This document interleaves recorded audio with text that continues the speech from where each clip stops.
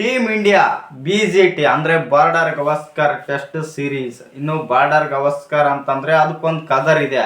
ಇನ್ನು ನಮ್ಮ ಟೀಮ್ ಇಂಡಿಯಾದ ಬ್ಯಾಟರ್ಸ್ ಕಡೆಗೆ ಬರೋದಂದ್ರೆ Virat Kohli flop, Rohit Sharma flop, KL Rahul utter flop. ಇಲ್ಲಿ ಬಂದ್ಬಿಟ್ಟು ನಮ್ಮ ಟೀಮ್ ಇಂಡಿಯಾಗೆ ಮೇನ್ ಅಂದ್ರೆ ಎಫೆಕ್ಟ್ ಆಗಿದ್ದು ರೋಹಿತ್ ಶರ್ಮಾ, ವಿರಾಟ್ ಕೊಹ್ಲಿ ಫ್ಲಾಪ್ ಆಗಿದ್ದ ಇಲ್ಲಿ ನಮ್ಮ ಟೀಮ್ ಇಂಡಿಯಾಗೆ ಮೇನ್ ಹೊಡೆತ ಬಿತ್ತು ಅಂತ ಹೇಳ್ಬೋದು.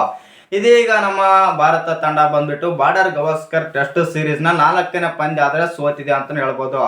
ಅದು ಎಷ್ಟು ಮಾರ್ಜಿನ್ ರನ್ ಇಂದ ಸೋತಿದೆ ಅಂತಂದ್ರೆ ಸ್ವಲ್ಪ ಅಚ್ಚರಿ ಅಂತ ಹೇಳ್ಬೋದು. ಯಾಕಂತಂದ್ರೆ 180 ರನ್ಸ್ ಅಂದ್ರೆ ಸಾಮಾನ್ಯದ ಸ್ಕೋರ್ ಅಲ್ಲ. ಮತ್ತು ಈ ತರ ಮಾರ್ಜಿನ್ ಇಂದ ಸೋಲ್ತೀವಿ ಅಂತಂದ್ರೆ ಯಾವ ಟೀಮ್ಗೆ ಆದ್ರೂ ಸ್ವಲ್ಪ ಒಂಥರ ಕೀಳಾಗೆ ನೋಡ್ತಾರ ಅಂತ ಹೇಳ್ಬೋದು.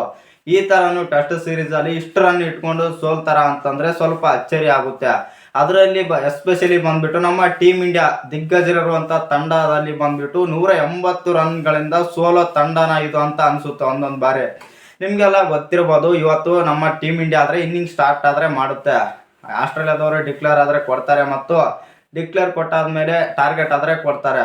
340 ಟಾರ್ಗೆಟ್ ಕೊಡ್ತಾರೆ. ಮತ್ತು ಎಸ್ಪೆಷಲಿ ಇಲ್ಲಿ ಮೆಲ್ಬೋರ್ನ್ ಸ್ಟೇಡಿಯಂ ನಲ್ಲಿ ಬಂದ್ಬಿಟ್ಟು ಲಾಸ್ಟ್ ಚೇಸಿಂಗ್ ಬಂದ್ಬಿಟ್ಟು 250 ಪ್ಲಸ್ ಅಷ್ಟೇ ಚೇಸಿಂಗ್ ಮಾಡಿರೋದು. 300 ಗಂಟನು ಯಾವ ತಂಡನೂ ಕೂಡ ಇಲ್ಲಿ ಚೇಸಿಂಗ್ ಮಾಡಿಲ್ಲ. ಇಲ್ಲಿ ಟೀಮ್ ಇಂಡಿಯಾ ಒಂದು ಹೋಪ್ಸ್ ಇದ್ದಿದ್ದೇನಂತಂದ್ರೆ ಫಸ್ಟ್ ಓಪನರ್ಸ್ ಏನಾದ್ರು ಸೆಟ್ ಆದ್ರೆ ಟ್ರಯಲ್ ಆದ್ರೆ ಮಾಡ್ಬೋದಾಗಿತ್ತು ಚೇಸಿಂಗ್.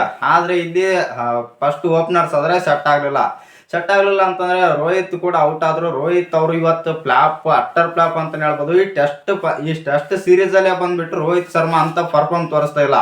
ಇವತ್ತಿನ ಮ್ಯಾಚ್ ನಲ್ಲಿ ಬಂದ್ಬಿಟ್ಟು 8 ರನ್ ನೋಡ್ತಾದ್ರೆ ಔಟ್ ಆದ್ರ ಅಂತಾನೆ ಹೇಳ್ಬೋದು. ಒಂದ್ ಎಂಡ್ ಇಂದ ಬಂದ್ಬಿಟ್ಟು ವಿಕೆಟ್ಸ್ ಎಲ್ಲ ಬೀಳ್ತಾ ಇದ್ರೆ ಒಂದ್ ಎಂಡ್ ಅಲ್ಲಿ ಬಂದ್ಬಿಟ್ಟು ಜೈಸ್ವಾಲ್ ಅವರು ಸಖತ್ತಾಗಿ ಒಂದ್ ಗೋಡೆ ಆಗಿ ನಿಂತಿದ್ರ ಅಂತಾನೆ ಹೇಳ್ಬೋದು.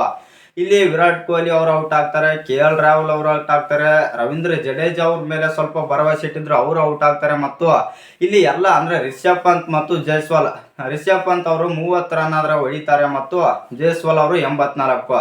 ಇವ್ರು ಇಬ್ಬರನ್ನ ಬಿಟ್ರೆ ಟೀಮ್ ಇಂಡಿಯಾದ ಬ್ಯಾಟರ್ಸ್ ಅಂದ್ರೆ ಎಲ್ಲ 9ಕ್ಕೆ 9 ಜನ ಬಂದ್ಬಿಟ್ಟು 1 ಡಿಜಿಟ್ ಅಲ್ಲಿ ಆದ್ರೆ ಔಟ್ ಆಗಿದ್ದಾರೆ ಅಂತಾನೆ ಹೇಳ್ಬೋದು. ಇದೊಂದು ಸ್ವಲ್ಪ ಬ್ಯಾಡ್ ಅಂತಾನೆ ಹೇಳ್ಬೋದು ಟೀಮ್ ಇಂಡಿಯಾಗೆ. ಸ್ವಲ್ಪ ಅಂದ್ರೆ 5ನೇ ಟೆಸ್ಟ್ಗೆ ಸ್ವಲ್ಪ ಸುಧಾರಿಸಿಕೊಂಡ್ರೆ ಚೆನ್ನಾಗಿರುತ್ತೆ.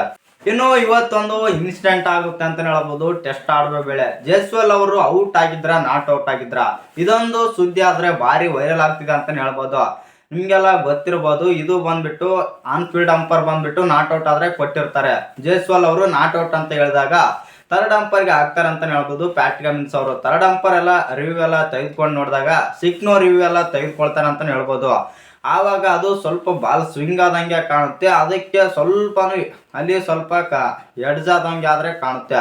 ಆದ್ರೆ ಅದು ಬ್ಯಾಟಿಗೆ ತಾಕಿಲ್ಲ, ಅದು ಸ್ವಲ್ಪ ಸಿಕ್ನೋ ರಿವ್ಯೂ ಆದ ಕಾರಣದಿಂದಾಗಿ ಆ ತರ ಆಗಿರ್ಬೋದು ಅಂತ ಎಲ್ಲ ನಮ್ಮ ಟೀಮ್ ಇಂಡಿಯಾದ ಅಭಿಮಾನಿಗಳು ಕೂಡ ಅದೇ ತರ ಆದ್ರೆ ತಿಳ್ಕೊಂಡ್ರೆ ಅಂತಾನೆ ಹೇಳ್ಬೋದು.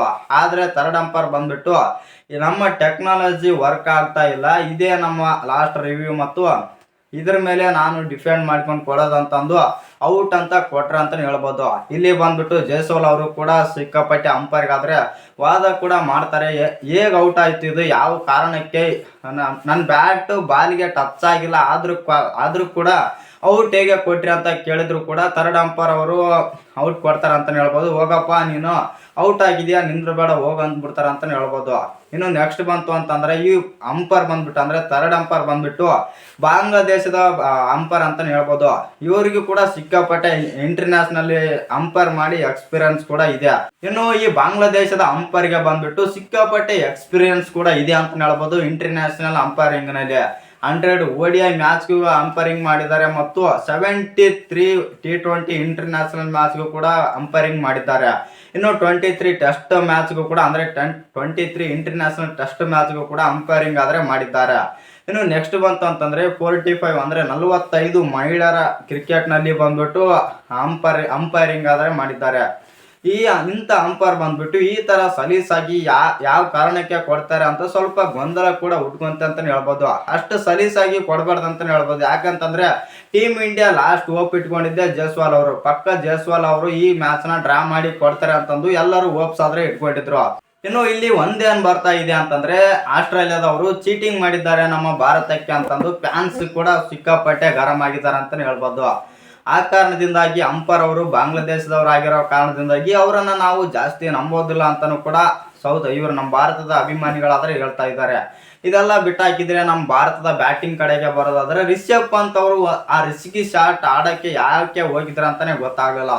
ಎಲ್ಲ ಬಾಲ್ ಚೆನ್ನಾಗಿ ಆಡಿದಂತ ರಿಷಬ್ ಪಂತ್ ಅವರು ಆ ಟ್ರಾವಿಸ್ ಶಾಟ್ಗೆ ಹೊಡೆದಂತ ಒಂದು ಬಾಲ್ ಇಂದಾನೆ ತಪ್ಪು ಮಾಡಿದ್ರ ಅಂತಾನೆ ಹೇಳ್ಬೋದು. ಇನ್ನೇನು ರಿಷಬ್ ಪಂತ್ ಅವರು ಇನ್ನೊಂದು 10 ಓವರ್ ಗಂಟನು ಇತ್ತು ಅಂತಂದ್ರೆ ಮ್ಯಾಚ್ ಡ್ರಾ ಆಗ್ತಿತ್ತು ಮತ್ತು ಆಸ್ಟ್ರೇಲಿಯಾದವ್ರು ಕೈ ಬಿಡ್ತಿದ್ರ ಅಂತಾನೆ ಹೇಳ್ಬೋದು. ಇನ್ನು ರಿಷಬ್ ಪಂತ್ ಅವರು ಯಾವಾಗ ಔಟ್ ಆಗ್ತಾರೆ ಅವ್ರಿಗೂ ಕೂಡ ಸ್ವಲ್ಪ ಹೋಪ್ಸ್ ಆದ್ರೆ ಬರುತ್ತೆ ಅಂತಾನೆ ಹೇಳ್ಬೋದು. ರಿಷಬ್ ಪಂತ್ ಹೋದ್ಮೇಲೆ ಈ ಮ್ಯಾಚ್ ಅಲ್ಲಿ ಇನ್ನೇನು ಉಳಿದಲ್ಲ ನಮ್ಮ ಕಡೆಗೆ ಆಲ್ಮೋಸ್ಟ್ ಆಲ್ ಆಗಿ ನಮ್ಮ ಸೈಡ್ ಆಗಿದೆ ಅಂತಂದು ಆಸ್ಟ್ರೇಲಿಯಾದವರು ಫುಲ್ ಎನರ್ಜೆಟಿಕ್ ಆಗಿ ಬೌಲಿಂಗ್ ಮಾಡಿದ್ರ ಅಂತಾನೆ ಹೇಳ್ಬೋದು.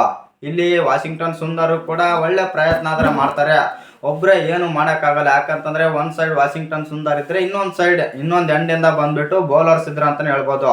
ಬೂಮ್ರಾ, ಆಕಾಶ್ದೀಪ್, ಸಿರಾಜ್ ಇವ್ರು ಮೂವರು ಕೂಡ ಬ್ಯಾಟರ್ಸ್ ಅಲ್ಲ. ಆಕಾಶ್ದೀಪ್ ಒಂದ್ ಮಟ್ಟಿಗೆ ಬ್ಯಾಟ್ಸ್ಮನ್ ಆದ್ರು ಅಂತ ಬ್ಯಾಟಿಂಗ್ ಕೊಡೋ ಸಾಮರ್ಥ್ಯ ಇಲ್ಲಿ ಆಗಲ್ಲ ಅಂತಾನೆ ಹೇಳ್ಬೋದು. ಯಾಕಂತಂದ್ರೆ ಅದು ಪ್ರೆಷರ್ ಅಲ್ಲಿ ಇರೋ ಮ್ಯಾಚ್ ನಲ್ಲಿ ಬಂದ್ಬಿಟ್ಟು ಬ್ಯಾಟಿಂಗ್ ಪ್ರದರ್ಶನ ತೋರಿಸಲು ಸಾಧ್ಯ ಇಲ್ಲ ಅಂತಾನೆ ಹೇಳ್ಬೋದು.